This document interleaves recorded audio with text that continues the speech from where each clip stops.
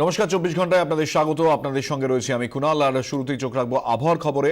এবারও ঘেয়ে নেমে বড়দিন এবং অধরাই থেকে যাচ্ছে শীতের আমেজ। 25 ডিসেম্বর সর্বনিম্ন তাপমাত্রা থাকবে 16 ডিগ্রির আশেপাশে, এমনটাই জানাচ্ছে আলিপুর আবহাওয়া দফতর। আমাদের সঙ্গে এই মুহূর্তে রয়েছেন আমাদের প্রতিনিধি প্রীতম দেব। প্রীতম, কোন পথে শীত, কি জানাচ্ছে আলিপুর আবহাওয়া দফতর?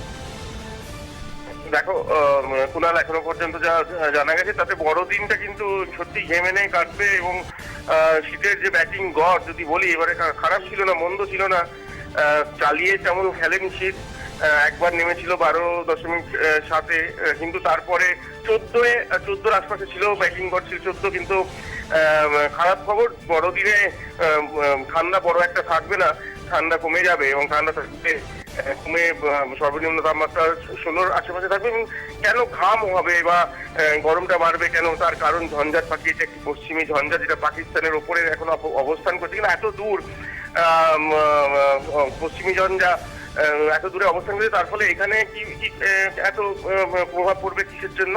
তার কারণ পূব দিকের হাওয়া, অর্থাৎ বাংলাদেশের ওপর থেকে বয়ে আসা হাওয়া, যার মধ্যে জলীয় বাষ্প বেশি থাকে, সেই হাওয়া ঢুকবে। উত্তরে হাওয়া দুর্বল হবে, উত্তরের হাওয়া আমাদের ভারতের উত্তর দিক থেকে আসে এবং পশ্চিমী ঝঞ্ঝা গোল বাঁধিয়েছে সেইখানেই।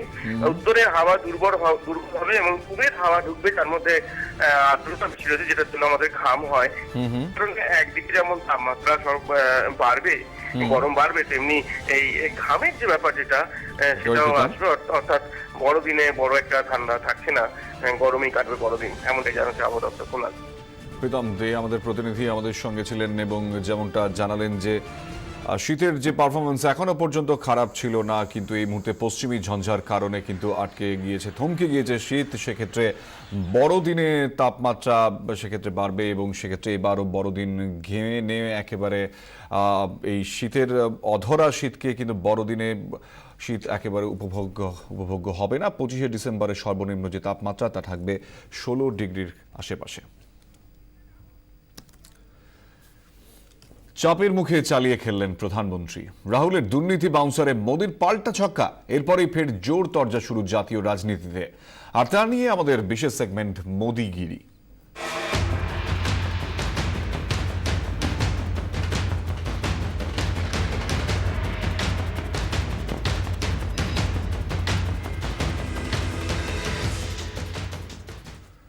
তীব্র ব্যঙ্গে কংগ্রেস সহ সভাপতি রাহুল গান্ধীকে জবাব দিলেন প্রধানমন্ত্রী নরেন্দ্র মোদী। বেনারস হিন্দু বিশ্ববিদ্যালয়ের অনুষ্ঠানে কংগ্রেস সহ সভাপতিকে কার্যত কমিক চরিত্রে পরিণত করার চেষ্টা করলেন প্রধানমন্ত্রী। তার মন্তব্য, কংগ্রেসের যুবনেতা ইদানিং বলতে শুরু করেছেন, যত বলবেন ততই তাঁর পক্ষে মঙ্গল। उनके एक युवा नेता हैं, अभी भाषण सीख रहे हैं, ऐसे करते वो भी ऐसे करें। जब से उन्होंने बोलना सीखा है और बोलना शुरू किया है, मेरी खुशी का कोई पार नहीं है। 2009 में पता ही नहीं चलता था कि भाई इस पैकेट के अंदर क्या है, अब पता चल रहा है कि भाई ये है, ये नहीं है। न बोलते तो बड़ा भूकंप आ जाता था और देश को इतना बड़ा भूकंप झेलना पड़ता, ये देश 10 साल तक उभर नहीं सकता था। लेकिन अच्छा हुआ कि बोलना शुरू हो गया तो पता चल रहा है भूकंप की संभावना बची नहीं। उन्होंने कहा, जिस देश में 60% लोग अनपढ़ हो, वहां मोदी ऑनलाइन बैंकिंग की बात कैसे कर सकता है? ये 60% अनपढ़ थे, ये रिपोर्ट कार्ड आपने किसका दिया जी, जरा बताओ तो।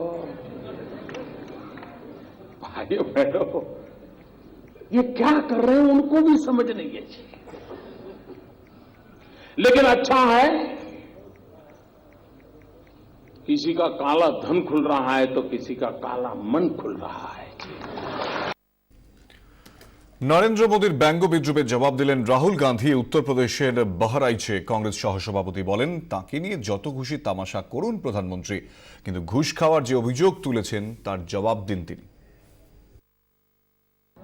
कल मैंने गुजरात में प्रधानमंत्री नरेंद्र मोदी जी से 2-3 सवाल पूछे। भ्रष्टाचार के बारे में उनसे मैंने सवाल पूछे, सवाल के जवाब नहीं दिए, मगर जो सवाल पूछ रहा था उसका मजाक उड़ाया। ऐसे ही एक समय गालिब जी का मजाक उड़ाया गया था।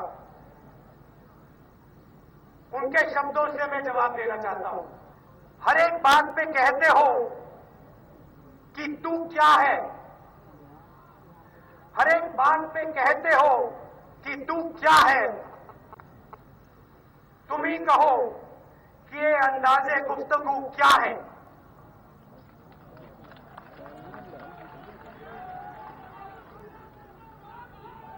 नरेंद्र मोदी जी, ये सवाल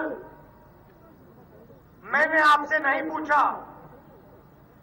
ये सवाल हिंदुस्तान के युवा ने, हिंदुस्तान के गरीब लोगों ने आपसे पूछे हैं। सवाल ये है कि प्रधानमंत्री ने भ्रष्टाचार किया या नहीं। आप मेरा जितना मजाक उड़ाना चाहते हो उड़ाओ,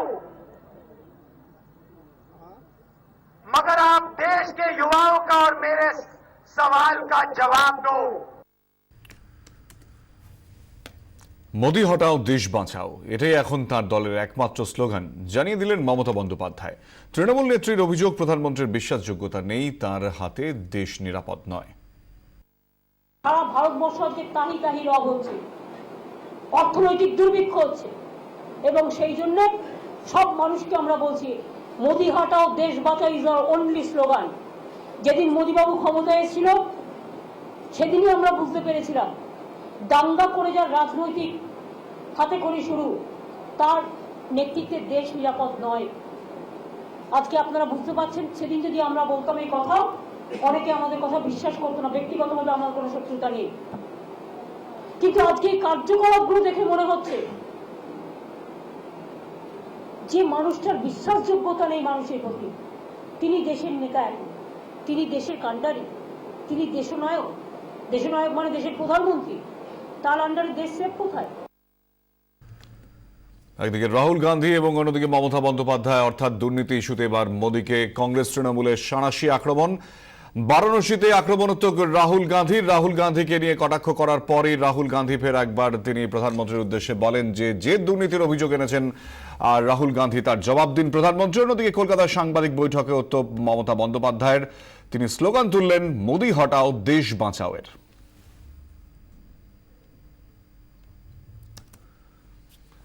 নাম না করে বিরোধীদের পকেট মারের সঙ্গে তুলনা করলেন প্রধানমন্ত্রী নরেন্দ্র মোদী। বেনারস হিন্দু বিশ্ববিদ্যালয়ের প্রধানমন্ত্রী বলেন, মেলায় যারা পকেট কাটে তাদের শাগরেদরাই চোর চোর বলে চিৎকার করে। আসলে জনতাকে ভুল পথে চালিত করতেই ভুল দিকে তাকিয়ে চিৎকার করে তারা। ইদানিং নোট বাতিলের মূল ইস্যু থেকে নজর ঘোরাতে দেশে নাকি তাই করা হচ্ছে। पुराने जमाने में देखा होगा आपने, मेले होते मेले, उसमें पिक पॉकेटर आते हैं, तो उनको लगता है ये सबसे बढ़िया जगह है, एक दिन में ज्यादा बिक्री कमाई हो सकती है, जेब कतरे आ जाते हैं। लेकिन वो बड़े चाता चालाक होते हैं जी। वो जेब कतरा जेब काटेगा तो उसका जो साथी दूर खड़ा है उसको पता चलता है हाँ अब काम हो गया, तो उधर की तरफ दौड़ता है, ये चोर चोर भाग रहा है, चोर भाग रहा है, चोर भाग रहा है, तो पुलिस सब वहां भागेगी और वो जेब कतरा आराम से उधर से निकल जाएगा। बेईमानों को बचाने के लिए, बेईमानों को रास्ता दिखाने के लिए न जाने कैसी कैसी तरकीब अपनाई जा रही है। পকেট মারের সঙ্গে বিরোধীদের তুলনা করে জনগণকে অপমান করেছেন প্রধানমন্ত্রী। কটাক্ষ তৃণমূল সাংসদ কাকুলি ঘোষ দস্তিদারের। একটা দেশকে যিনি একটা সিদ্ধান্ত নিয়ে বিধ্বস্ত করে দিলেন অর্থনীতিটাকে, তিনি যদি আবার চোরের মায়ের বড় গলা করেন তাহলে কি বলা যাবে? তিনি না বুঝে একটা কাজ করে দেশকে শেষ করেছেন। আবার এই কথাটা বলছেন মানে উনি যাদের দ্বারা আমরা নির্বাচিত, অপোজিশন যারা ওখানে পার্লামেন্টের ভিতরে আমরা অপোজ করেছি, তারা তো জনগণের দ্বারা নির্বাচিত। এই ধরনের বক্তব্য করে জনগণকে অপমান করছেন।